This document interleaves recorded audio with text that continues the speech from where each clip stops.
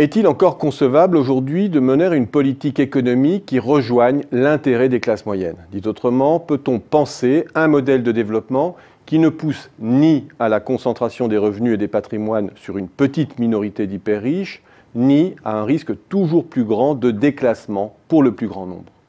Cette préoccupation répond à plusieurs constats que l'on observe dans la plupart des grandes économies.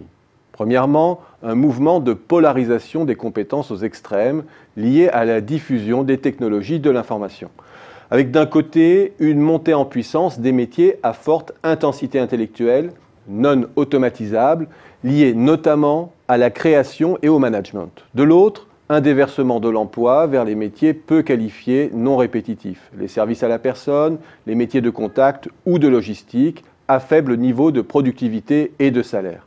Et au milieu de la distribution, un affaissement des métiers que l'on peut remplacer par des automates qui fragilisent notamment les emplois de qualification intermédiaire liés à l'administration, à la gestion, au contrôle notamment. Deuxièmement, des stratégies d'adaptation que l'on retrouve à des degrés divers dans la plupart de nos grandes économies, qui en compétition sur le marché des compétences à haut potentiel, tentent à laisser se développer des rémunérations et des systèmes de gratification exorbitants. De l'autre, une régression des garanties sociales et salariales en bas de l'échelle pour faciliter le déversement sur les métiers à faible productivité. Là encore, il est aisé de montrer que la plupart des pays avancés, sous une forme ou sous une autre, ont favorisé les mini-jobs dégradés pour éviter l'explosion du chômage.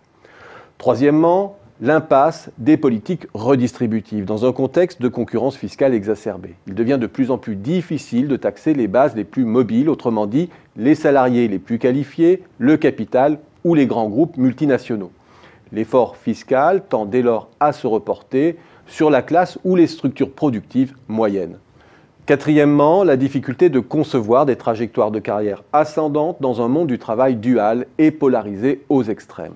Les salariés atomisés dans le secteur des services à la personne ou de la logistique y sont confinés à vie, avec des taux de rotation très élevés, et c'est sur eux que pèse l'essentiel de l'ajustement quantitatif de l'emploi en temps de crise. De l'autre, les salariés les plus qualifiés et les structures à fort pouvoir de marché capturent de plus en plus la décision publique et orientent le droit à leur avantage. Revenons alors à la question initiale. Que serait une politique à destination des classes moyennes? D'abord une nécessité, car en rompant avec le compromis fordiste, les sociétés développées fragilisent le moteur de la consommation et se condamnent à la déflation larvée et s'enlisent dans la stagnation séculaire. Ensuite, un dépassement des stratégies adaptatives, qu'elles soient fiscales ou sociales. Créer les conditions fiscales favorables au déversement sur les métiers peu qualifiés et à l'attraction des hautes compétences fragilise au final et la consommation et la productivité, donc nos potentiels de croissance. Elle sème de surcroît un risque d'explosion politique et sociale sur lequel nos sociétés pourraient se fracasser. Tenter à l'inverse, comme on le fait en France, de corriger coûte que coûte les inégalités de distribution primaire, bute, on le voit aussi, sur la question de la compétitivité. Et c'est bien en définitive du côté de la politique industrielle que se trouve la seule issue possible. Professionnaliser, industrialiser et favoriser la montée en gamme des métiers de contact et de services. Favoriser l'essor d'un continuum de compétences enrichies par l'usage des technologies. Repenser les trajectoires professionnelles.